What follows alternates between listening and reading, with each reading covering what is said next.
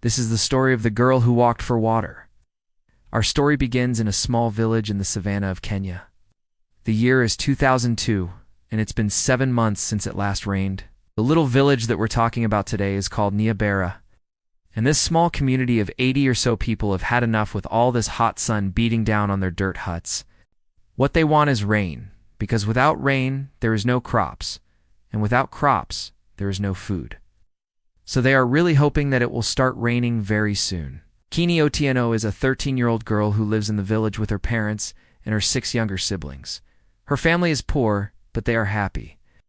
Every day Akinyi wakes up before sunrise. She feeds her little brothers and sisters. Then she grabs a large plastic bucket and she sets off through the tall grass to look for clean water. Her family's hut has a thatched roof, so there's no way of containing the rainwater when it does eventually fall. So they really need to get their hands on some containers and maybe some tools to collect the little bit of water that they can find. After walking 6 kilometers through the baking heat, she might find some dirty water in a dried-up riverbed. Then she takes it back home. It is hard work, but Aki and her family need water for drinking and cooking. But she doesn't mind, because she knows that she is doing something important. Life isn't always easy, but at least she has her family and friends in the village.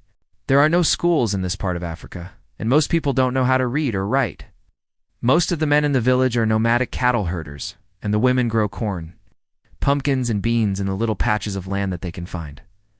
One day Aki leaves her house before sunrise, as usual. She walks over the cracked earth, dodging holes filled with stagnant water where mosquitoes breed. She wants to get to the river quickly, so she can fill up her bucket and then go home again. On this day, however, something unusual happens. When she arrives at the riverbed, she hears a cry for help, a cry that makes her heart melt. In the middle of the river, a thin little arm is waving frantically in the air. Ki runs closer and sees a tiny human face staring back at her. It's a young boy who is just too small to be out this far away from the village. He must have wandered away from his family while they were sleeping. But the little boy isn't just stuck in the mud, he's stuck in a deep pool of murky water. And as Aki looks closer, she realizes that the boy is actually drowning. Aki thinks about going home and telling her parents about what she has found. But the boy could die any second, and she doesn't want to waste precious time. She takes off her shoes and socks and ties them together with a piece of string. Then she drops them onto the ground and braces herself for what she is about to do. There is no way that she can call for help. If she shouts, the noise will carry across the plains and attract wild animals like lions and hyenas. Even if they couldn't hear her over the wind, the predators would still be able to smell the scent of a human and come running. So Aki has only one option. She is going to have to save the boy all by herself. Slowly, she wades into the brown water. The ground beneath her feet is soft and slippery. But the bravest thing that Aki can do right now is stay calm. If she starts to panic, she won't be able to save herself, let alone the boy. She slips the makeshift rope around the boy's body and grips it tight. Then she tries to pull him toward the shallows. But the water is thick and dark, almost like syrup. It clings to her legs and pulls her under the surface. For a moment, Aki's foot slips from underneath her, and she goes underwater. She gasps for breath, but she can't afford to panic.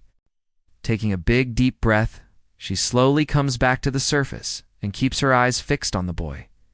She manages to drag him to her side, and the two struggle toward the bank of the river. All around them, hundreds of dragonflies buzz lazily in the hot air.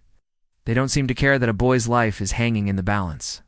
After what seems like an eternity, but is probably only about 15 minutes, Aki pulls the boy out of the water and onto the dry land. She rolls him over. His mouth is wide open, and his skin is the color of chalk. But after a few moments, he coughs violently, and then he vomits up a mouthful of dirty water. Ki stays with him until he is well enough to walk. Then she helps him to stand up on his shaky legs and walks him back to the village. All the villagers come out to see what all the commotion is about. When they realize that it is a young boy who has been pulled out of the river, they cheer and clap and congratulate Aki on her bravery. The child's name is Muchua, and he is only 2 years old. When his mother heard that he was missing, she ran out of the village and down to the river. But when she saw that the water was deep and fast-flowing, she was afraid to go in after him. It seemed impossible that anyone could survive such a long way under the water, but Muchua did. And that's thanks to Aki, when she handed the boy over to his relieved mother. She was so exhausted that she collapsed onto the ground, overcome with emotion. It had taken all of her strength to save the young boy, and now she was being treated like a hero. That evening, the village elder called everyone together and gave Aki a necklace made of white beads. She was also given 2 goats and a blanket made from brightly colored cloth. And that's not all. A local humanitarian group heard about the incident and invited her to visit their headquarters, even put her up on a chair and gave her a trophy for being such a brave girl.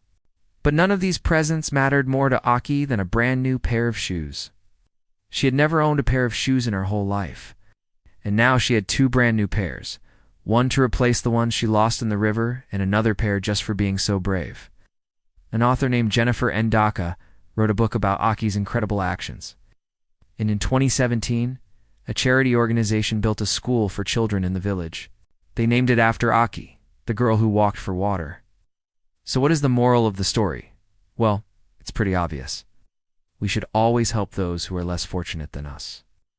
Even though Aki was very poor herself, she didn't hesitate to risk her own life to save a drowning boy. No one expected her to be so selfless and brave, but she did it anyway. So remember, no matter how little you have, you should always try to help others if you can. Also, if you enjoyed watching this video, please remember to like and subscribe. If you liked it, we have thousands of other interesting videos for you to watch.